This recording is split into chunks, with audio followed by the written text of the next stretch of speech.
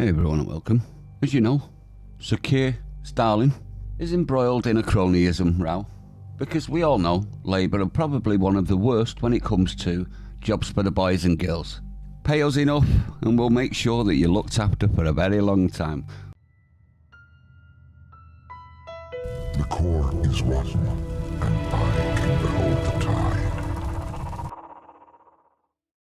Now this is from Right Honourable Baroness Gisela Stewart of Edgbaston, and she's the first Civil Service Commissioner. And this is from the Commission themselves.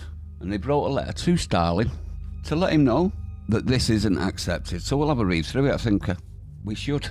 To Head of Departments via email. Dear Heads of Department, the principle that recruitment into the civil service takes place on merit on the basis of fair and open competition is enshrined in Section 10 of the Constitutional Reform and Governance Act 2010. The Act. This requirement is explained in 2018 Recruitment Principles.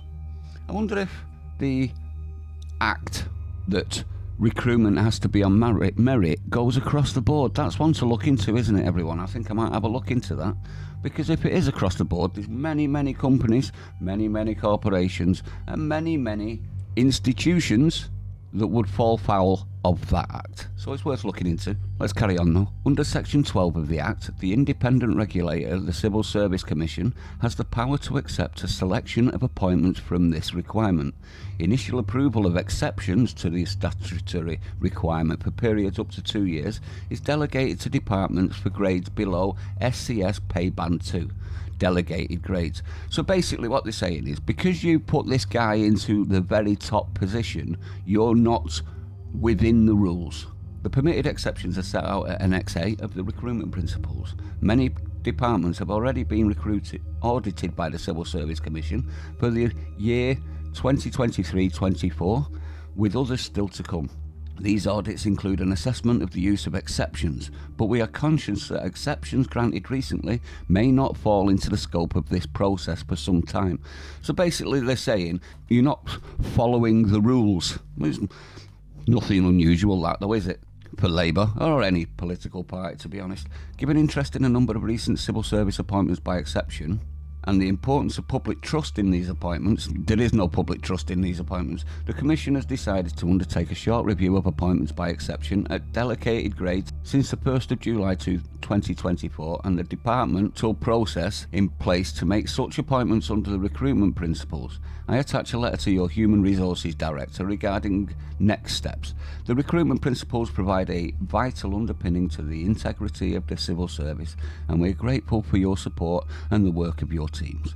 I will write to you again when we have completed this work with our findings and any recommendations. Yours sincerely, Gisela Stewart. Now that sounds pretty damning for Sir Keir Stalin, doesn't it?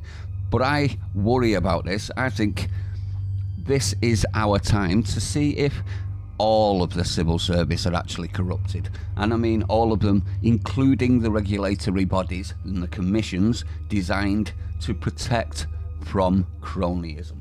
So I think the problem is this: if the commission is already captured, this could all be theatre, couldn't it? We got to remember Keir Starmer is under pressure at the moment because of these cronyism claims.